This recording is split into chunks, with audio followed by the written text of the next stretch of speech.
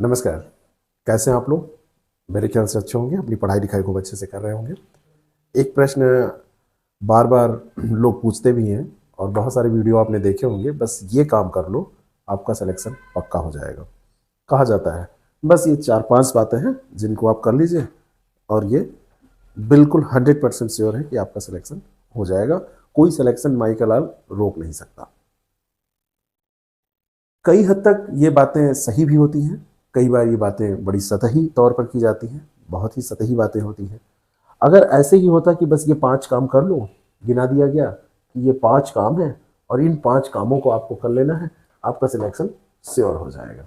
तो वो 5 काम सारे लोग कर लेते हैं। लेकिन वाकई में कई बार जब ऐसे वीडियोस देखता हूँ तो उसमें बातें बड़ी ठोस बताई जाती हैं।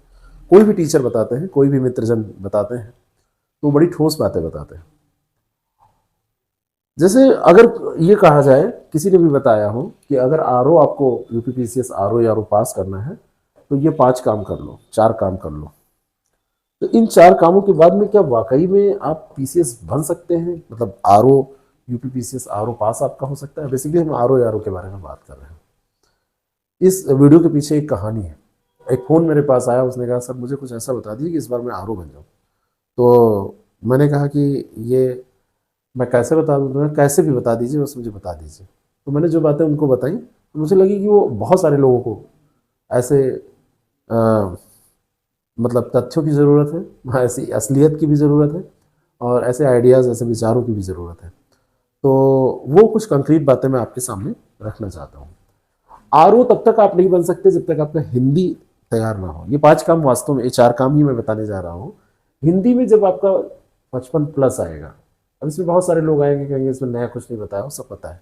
कोई बात नहीं, आपको आपका नाम भी पता होता है लेकिन फॉर्म में बार बार भरवाया जाता है, इसलिए क्योंकि आप सही इंफॉर्मेशन भरें, इसलिए ये भी ज़रूरी होता है। तो 55+ हिंदी के बिना आपका सिलेक्शन नहीं हो सकता। तो इतना तो सबको पता है, लेकिन ये 55+ आएगा कैसे, ये मैं आपको बताना जा रहा हूँ। अगर पहले के पेपर की बात की जाए तो ये केवल पुराने प्रश्न पत्र को देख के आ जाता था। आसानी से पुराने प्रश्न पत्र आप देखिए और उसी से आपका ये हो जाता था। आसानी से, कोई इसमें समस्या नहीं होती थी। क्वेश्चन रिपीट हो जाते थे, नए भी आते थे तो उन्हीं से बन जाते थे। लेकिन अभी का जो पैटर्न इस समय का चल रहा है उसमें थोड़ा सा आयोग के ऊपर, आप पुराने प्रश्न पत्रों को लेकर भरोसा नहीं कर सकते। थोड़ा सा आपको होशियार रहना पड़ेगा, समझदार रहना पड़ेगा, क्योंकि अगर आपने पुराने प्रश्न पत्रों के भरोसे ही एग्जाम दिया और आपके 5 स्कोर कम हो गए तो दिक्कत हो जाएगी। तो थोड़े से कुछ नए फैक्ट आप तैयार कर लीजिए, है ना। कुछ नए प्रश्न देखिए, आप कुछ नए प्रश्नों के माध्यम से आप तैयारी कीजिए। अब आप कहेंगे कि नए प्रश्न कहाँ से लाएं? तो नए प्रश्न आपको टेस्ट में मिल सकते हैं, टेस्ट सीरीज जो होती हैं। नए प्रश्न आपको बहुत सारी बुक्स होती हैं उसमें दिए होते हैं, वहाँ से देखिए। कहने का मतलब केवल पुराने पैटर्न पे ही प्रश्नों को नहीं देखना है, कुछ नए पैटर्न पर देखना है। द सक्सेस प्रेप ऐप पर जाइए, वहाँ पर फ्री टेस्ट आपको मिल जाएंगे और उन फ्री टेस्ट में आप जब देखेंगे तो आपको पैटर्न समझ में आएगा कि नए प्रश्न और कैसे कैसे बन सकते हैं। विलोम पे है, अन्य सारे टॉपिक्स पे, जो 6 टॉपिक है उस पर। तो ये नए प्रश्न भी आपको करने हैं। यही काम आपको जीएस में भी करना है कि जो पीवाईक्यूज आप देख रहे हैं उसको देखते रहिए।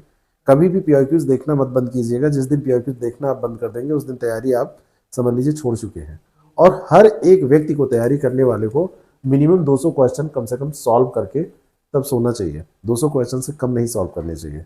उसमें आपके 50-60 हिंदी के हो सकते हैं, 140-150 आपके जीएस के हो सकते हैं, जैसा भी हो, लेकिन इससे कम नहीं होना चाहिए। और इसकी व्याख्या भी पढ़नी चाहिए। जो क्वेश्चन ना आते हों उनको नोट भी करना चाहिए। उन सारे क्वेश्चंस की रजिस्टर में अच्छे से सूची बना लेनी चाहिए कि आपको इनको रिवाइज करना है, बार बार उनको पढ़ते रहना चाहिए। क्योंकि लेवल ऑफ क्वेश्चंस अगर चेंज होंगे तो पुराने पेपर्स में आपको नहीं मिलेंगे, इसलिए यहाँ पर भी न्यू क्वेश्चंस आपको देखते रहना है। यहाँ पर भी नए प्रकार के क्वेश्चंस, जैसा कि इस समय पेपर में पूछे जा रहे हैं, वैसे देखते रहना है। स्टेटमेंट बेस्ड प्रश्न, जो फैक्ट पूछे जा रहे हैं, जो क्रोनोलॉजी आपसे पूछी जा रही है, उन सबको देखते रहना है। और उन सारी चीज़ों को अगर आप सही से नहीं देख पाएंगे, अच्छे से प्रैक्टिस उसकी नहीं कर पाएंगे, तो आप एक चीज़ जान लीजिए, आपको बहुत समस्या होने वाली है। इतनी ज़्यादा समस्या होने वाली है कि आप एग्जामिनेशन हॉल में फ्रस्ट्रेट हो जाएंगे। नए नए सवाल आपके सामने आएंगे, आप जिनको सोच के गए नहीं होंगे। एग्जामिनेशन सरल कठिन क्या होता है?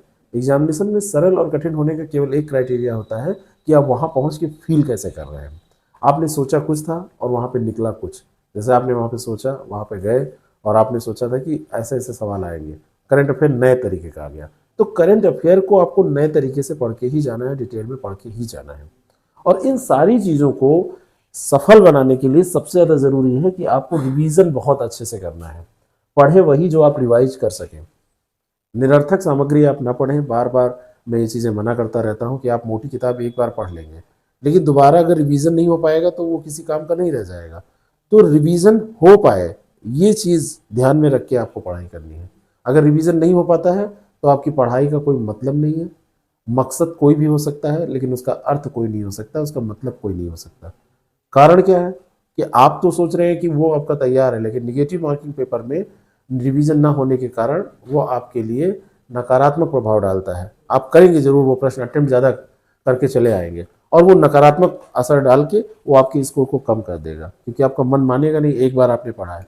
तो पढ़ने से ज़्यादा रिवीजन पे जोर दीजिए।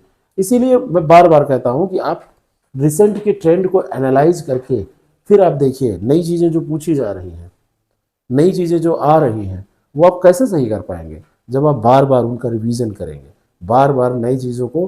क्योंकि जैसे करंट अफेयर लोग पढ़ लेते हैं, साल भर का करंट अफेयर एक साथ पढ़ लेते हैं, और उसके बाद में जब क्वेश्चन करने चलते हैं तो वो सही नहीं होता है। क्यों सही नहीं होता है? इसलिए क्योंकि वो एक ही बार पढ़ के जाते हैं, और करंट है, बचपन से तो पढ़ के आ नहीं रहे हैं, साल भर की 6 महीने की घटनाएं हैं। अब साल 6 महीने की घटनाएं अभी ही घटी हैं और उनको कई बार आपने पढ़ा भी नहीं है, तो वो गलत होने के चांसेस बढ़ जाते हैं। और अगर माइन्यूट लेवल पर क्वेश्चन पूछा जाता है तो और ज़्यादा। तो ये रिसेंट ट्रेंड पे आप पढ़िए। इसके लिए आप हमको भी फॉलो कर सकते हैं, हमारी टेस्ट सीरीज़ को आप फॉलो कर सकते हैं। इसमें हम रिसेंट ट्रेंड लेके चल सकते हैं। इसमें हम करंट अफेयर को भी रिसेंट तरीके से लेके चल रहे हैं। इसमें हम उन सारे प्रश्नों को समाहित कर रहे हैं जो पुराने इंपॉर्टेंट हैं, और साथ साथ में नवीन प्रश्नों को एक नए रूप में आपके सामने रख रहे हैं। इसमें आप द सक्सेस प्रेप ऐप पर जाके और देख सकते हैं कि कैसे कैसे प्रश्न पत्र हैं, आप फ्री में दे सकते हैं। हमने एक स्कॉलरशिप टेस्ट भी लिया था जिसमें आप इन सारे बैचेस में फ्री एडमिशन पा सकते थे। कुछ लोगों ने दिया, उनके एडमिशन प्रोसेस में है, उनको एडमिशन मिल जाएंगे। बोल दिया गया कोड जनरेट हो जाएगा। जो फर्स्ट पोजीशन वाला व्यक्ति है उसको 100% फीस में डिस्काउंट दिया जाएगा, सेकंड वाले को 90, थर्ड वाले को 80, फोर्थ वाले को 70, फिफ्थ वाले को, ऐसे करके पूरा 10 नंबर तक है, 6 से 10 तक जो है वो 50% दिया गया है ना। और बाकी शुरू के लोगों को 100% डिस्काउंट दिया गया है। तो आप लोग भी पार्टिसिपेट कर सकते हैं नया जब टेस्ट होगा तो। और ये बैच अगर आप ज्वाइन करते हैं तो पूरा हम आपको पढ़ा ही रहे हैं, पढ़ा के आपकी तैयारी, रिवीजन सब कुछ हो रहा है। तो आप ये सारे काम करिए, आपकी तैयारी हो जाएगी। ये 5 बातें 4 बातें जो भी आप मानिए, लेकिन ये काम की हो सकती है। Thank you so much.